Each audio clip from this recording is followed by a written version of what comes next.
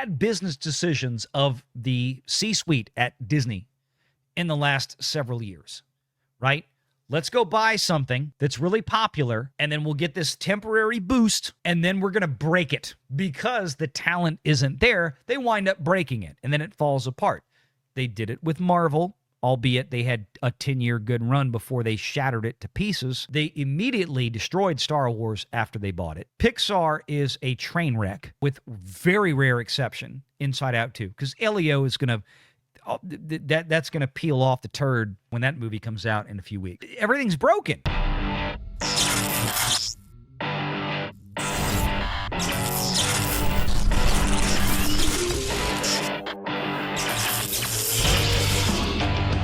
Renegade Online.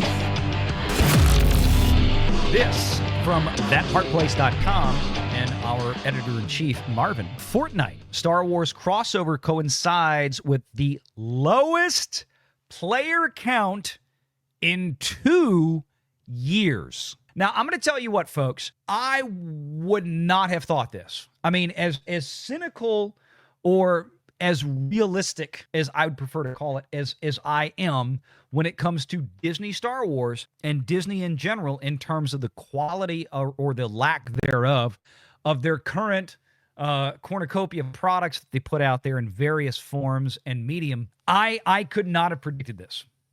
I would not have predicted this. I would have thought, especially considering that this is Vader, man. This is the Star Wars, right? This is the most iconic figure in Star Wars, the most recognizable, based on actual polling data, the most recognizable figure in Star Wars by far is Darth Vader.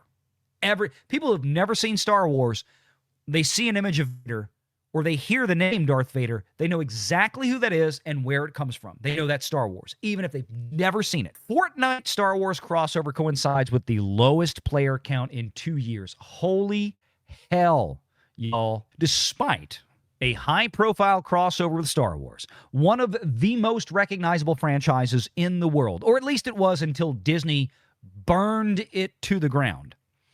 Fortnite has just recorded its lowest average monthly player count in 2 years. The dip in numbers comes during what should have been a major engagement boost. An expansive Star Wars-themed season currently live in the game, complete with legacy characters, weekly updates, and a culminating live event set for June 7th. All of this that you're reading, this is common standard fare for Fortnite. If you don't play it, that's cool. I'm not a huge, Fortnite guy. I have played a lot of Fortnite, but as many of you know that are regulars here on the Renegade Nation, you guys know that I became a Fortnite guy, I shouldn't say I just said I wasn't a Fortnite guy, but I became a Fortnite player because I really enjoyed playing this with Renegade Jr. So that was like father-son time for us. Oh, wait, but Valiant, I thought you were a basement-dwelling incel. No, 3 kids, y'all. Yeah, sorry, not fitting the description. But I never, this is regular fare for Fortnite. Basically, the constant changes, new stuff every week, every couple of weeks, new seasons on routine, periodic intervals, stuff like this. I never would have imagined that this launch, that new season, would have been received this poorly, apparently. According to Fortnite.gg, Fortnite averaged a little over 1 million players across May of 2025. Averaged. That figure marks the lowest monthly average since May of 2023, which is unfathomable. When Chapter 4 Season 2 was active, at the time, the, quote, Mega Tokyo point of interest had just been introduced, a period also marked by decreased engagement. From May 3rd to June 3rd, 2025, there was a 24-hour peak of 1.293 million players. And this was with a major season debut. The player base briefly surged in December 2024 with the launch of Chapter 6, which brought the average up to 2.1 million. Since then, numbers have steadily declined month over month. February of 2025 saw 1.5 million. April of 2025 saw 1.1 million. May of 2025 saw 1.039 million. Now, again, what's different is that in May, you had a huge relaunch with this big Star Wars infusion. Now, to be clear, Fortnite has had exposure to Star Wars long before now. Like I've had a Han Solo skin for at least a year, I think, and there have been other Star Wars things that have dived into this. But it's a little surprising to me when they infuse this, and you can now, like, you got Darth Vader as a hireable NPC soldier in the game with AI who can respond to you, and we didn't get a bump.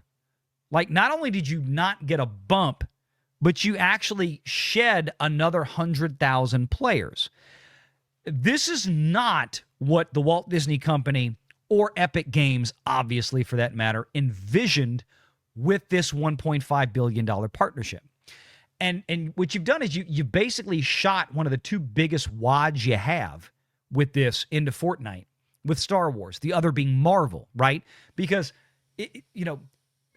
honestly, nobody's going to give a flying shit about putting Disney princesses into Star Wars. That's not going to drive anything unless Epic is going to take the Disney princesses and have them all running around in, G-string bikinis or some crap. Yes, there's players out there who will actually care about that. I'm sorry. I'm just being honest. It's how it works in the gaming world. Know your audience. Now, of course, Disney's not going to let that happen, so I'm being a little goofy when I say this. But the point is that I'm a little shocked that this did not do more than what it did. The trajectory has continued despite the introduction of a Star Wars crossover event on May 2nd. The update brought themed cosmetics, weekly in-game content, and promotion for a major finale titled Death Star Sabotage, scheduled for June 7th. Now, that being said, I will guarantee you that on June 7th, 3 days from now, which is Saturday, right? Saturday this week, I promise you that Renegade Jr. and a bunch of other players will all be in the servers doing this live event, because the live events are always big. And they'll go in there regardless, in many cases, of what the live event is, just to do the big live event, because it's a thing with Fortnite. But I'm really shocked that the consistency of players on average in the Fortnite lobbies and in the game servers themselves have dwindled this far, and that not even Star Wars has been able to pull it out. Like, you would think, even with the state of Disney Star Wars, that there would be some oomph to this. Because, again, it's not like they centered the AI character around Rey, right? It's not Rey Palpatine. It's not Kylo Ren. It's not Maz Kanata or whatever other stupid-ass, forgettable characters that Disney has farted out in the last 13 years at this point from Star Wars. This is classic OG Lucas Star Wars. This is the stuff that still sells a buttload of Legos. This didn't work. This did not work out well for Disney. So I'm really wondering, where are we going from here?